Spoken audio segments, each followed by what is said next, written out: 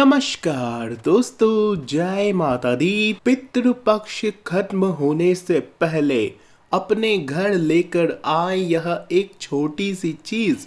जितना पैसा चाहिए उतना मिल जाएगा। पैसा गिनते गिनते थक जाओगे, परंतु पैसा खत्म नहीं होगा। जी दोस्तों, पितृपक्ष खत्म होने में बस कुछ ही दिन बाकी है और सावधान हो जाइए। खत्म होने से पहले आपको यह एक छोटी सी चीज अपने घर में लेकर आ जानी है। उसके बाद आपके जो पितर है इतने प्रसन्न होंगे आपके ऊपर कि आपको 7 जन्मों तक कमाने की जरूरत नहीं पड़ेगी। तो आखिर वह कौन सी छोटी सी चीज है जिसको आप अपने घर में लेके आए? जानने के लिए इस वीडियो को शुरू से लेकर अंत तक देखते रहिएगा। आपके लिए यह वीडियो बहुत ही बड़ी संजीवनी का काम करने वाली है। तो दोस्तों, इस वीडियो को लाइक कर दीजिएगा और सभी लोग नीचे कमेंट बॉक्स में अवश्य लिखिएगा जय माता दी। माता रानी का आशीर्वाद आपके और आपके पूरे परिवार के ऊपर बना रहेगा। बोलिए जय माता दी। दोस्तों, बहुत से लोग ऐसा मानते हैं कि पितृपक्ष में कोई भी नई चीज की खरीदारी नहीं की जाती है। जैसे कि कोई भी कपड़ा नहीं लाया जाता है, कोई भी आभूषण नहीं खरीदा जाता है। बहुत से लोग ऐसा मानते हैं कि कुछ भी नया खरीदते हैं या कोई नई वस्तु घर में लेके आते हैं श्राद्ध यानी कि पितृपक्ष में, तो हमारे पितृदेव हमसे रुष्ट होते हैं, अशुभ माना जाता है, वह चीज़ें फलती नहीं है। तो दोस्तों, आइए जानते हैं कि क्या आखिर वह चीज़ सच है या फिर नहीं। बल्कि दोस्तों, यह चीज़ जो आप सोच रहे हैं, यह जो भ्रामकता फैल रही है, यह बिल्कुल गलत मानी जाती है। दोस्तों, पितृपक्ष में आप हर चीज़ का दोस्तों सुख भोग सकते हैं। यानी कि कोई भी नई चीज़ ला सकते हैं आप अपने घर में। फिर चाहे कपड़ा हो, आभूषण हो, फिर चाहे दोस्तों कोई वाहन क्यों ना हो, कोई भी चीज़ आप ला सकते हैं। परंतु गलती कहाँ होती है? जब भी हम कुछ नया चीज़ लाते हैं अपने घर में तो हम उसी में खुश हो जाते हैं और उसी में हम मग्न हो जाते हैं। और श्राद्ध पक्ष का ऐसा त्योहार होता है कि इन चीज़ों की मनाही होती है। जब हम कुछ नई चीज़ लाते हैं तो वह किसकी वजह से आती है?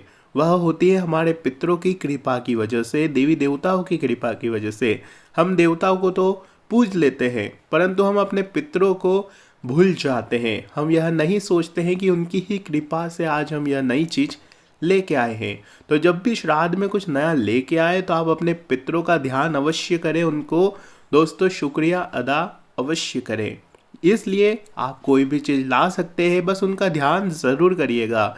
अगर आप कोई नया चीज़ लाते हैं तो आपके पितर और प्रसन्न होते हैं कि हाँ, मेरे घर में ही कुछ नया आया है। तो दोस्तों, आप कर सकते हैं खरीदारी, कोई मनाही नहीं होती है। यह सरासर एक भ्रामकता होती है। अगर पितरों को खुश करना है तो आप अपने घर में कुछ भी ला सकते हैं जिससे आपके पितर और प्रसन्न होंगे। दोस्तों, जरा आप विचार करिए कि साल के 365 दिनों में से यह पितरों का जो 16 दिनों का त्योहार है, इसमें अगर आप कोई चीज़ नई अपने घर में लेके आते हैं और खुशियां मनाते हैं तो आपके पितर भी कितने खुश होंगे। वे भी प्रसन्न होंगे कि हाँ, इस त्योहार में, उनके इन दिनों में आपके घर में कुछ नया आया है। तो दोस्तों, यह भ्रामकता से दूर रहे और आप कुछ भी नया खरीद सकते हैं। घर ले सकते हैं, गाड़ी ले सकते हैं, बंगला ले सकते हैं, ज्वेलरी ले सकते हैं, कपड़े लत्ते की खरीदारी करें तो आप निश्चिंत होकर करें। इस भ्रामकता से हमने पर्दा उठा दिया है। अब अगली चीज़ की ओर बढ़ते हैं। दोस्तों, इस बात का गांठ बांध ले कि होता क्या है कि हमको तरक्की मिलती है जब भी तो हम सब कुछ भूल जाते हैं। कुछ लोग देवी देवताओं को भी भूल जाते हैं। कुछ लोग भूल जाते हैं कि आखिर यह प्रगति उन्हें मिली तो मिली कैसे है। कुछ लोगों में घमंड आ जाता है, परंतु आप नहीं जानते हैं कि आपकी जो यह प्रगति है, आपकी जो तरक्की है, उसमें आपके पितरों का, आपके पूर्वजों का भी बहुत हाथ होता है।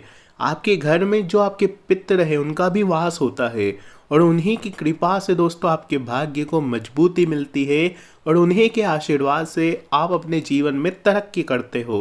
तो जब भी आपको कोई चीज़ में दोस्तों सफलता मिले, तरक्की मिले, तो उनको भी दोस्तों श्रेय अवश्य दीजिएगा, उनको भी पूछिएगा अवश्य, उनसे भी कहिएगा कि हाँ, आज आपकी कृपा से, आपके आशीर्वाद से हमारे घर में या फिर मुझे ये तरक्की मिली है।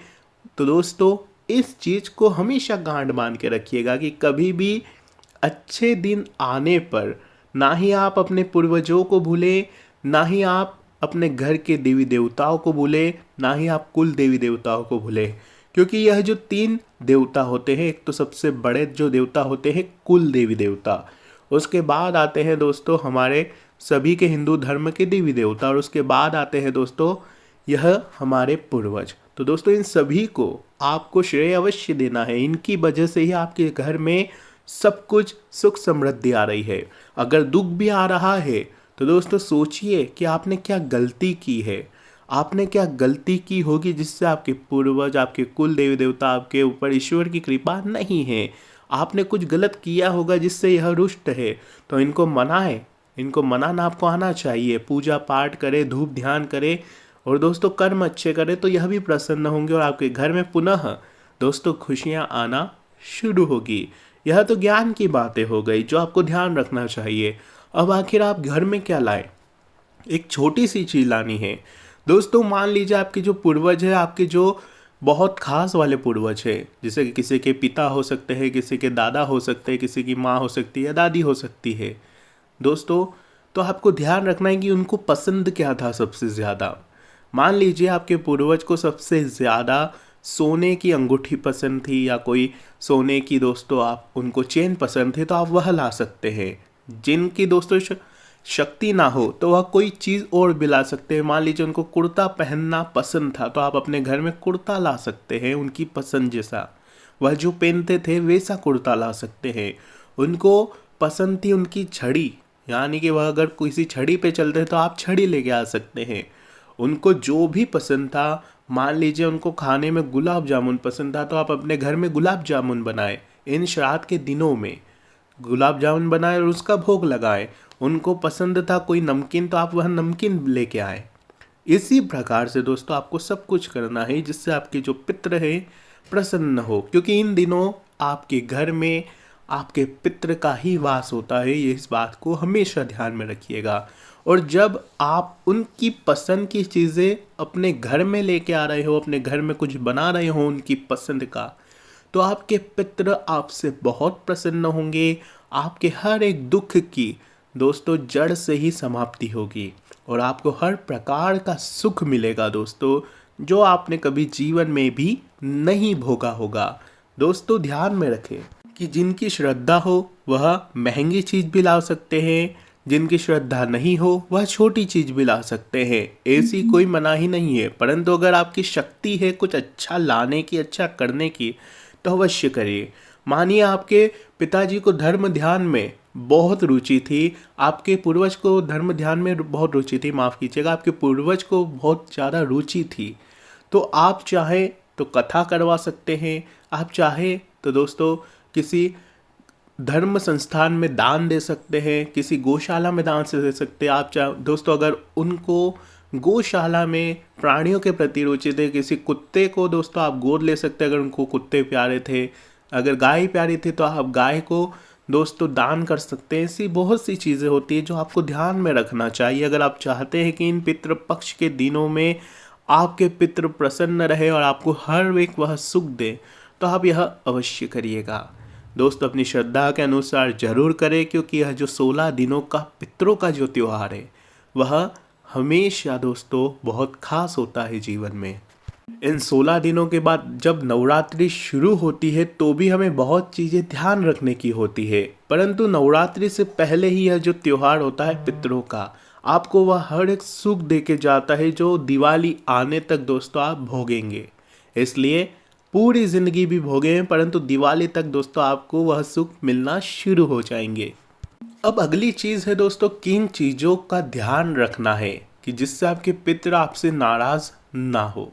तो दोस्तों सबसे पहली चीज़ है, मान लीजिए जो आपके पूर्वज थे उनको अगर किसी चीज़ से दोस्तों बहुत ज़्यादा नफ़रत हो, मान लीजिए आपके पूर्वज को अगर शराब से नफ़रत है, तो शराब को कभी भी इन दिनों घर में मत आने दीजिएगा।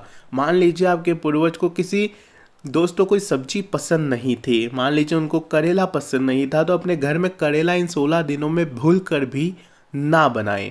इस बात का हमेशा ध्यान रखिएगा। और अगली चीज़, मान लीजिए आपके पूर्वज को आपके दोस्तों किसी इंसान से बहुत ज़्यादा प्रेम था, यानी कि मान लीजिए अगर आपके दादाजी हो, दोस्तों गेस कर सकते हैं जो दादाजी है उनको अगर उनके पोते से बहुत प्रेम था, जो आपका दोस्तों बेटा होगा, तो उनको आप उसको बहुत ज़्यादा प्रेम करें। इस श्राद्ध में दोस्तों आप उसकी खुशी का ध्यान रखें, यानी कि उनको जो प्रिय था इंसान, उस इंसान को दोस्तों आप प्रेम करें, उस इंसान की सुख शांति का, उसके दोस्तों सुखों का ध्यान रखें, तो उससे वह और प्रसन्न होंगे। क्योंकि जो उनका खास था, जो उनका प्रिय था, अगर आप उसे भी दोस्तों ध्यान में रख रहे हैं, उसको खुश रख रहे हैं, तो दोस्तों इससे वह भी प्रसन्न होंगे।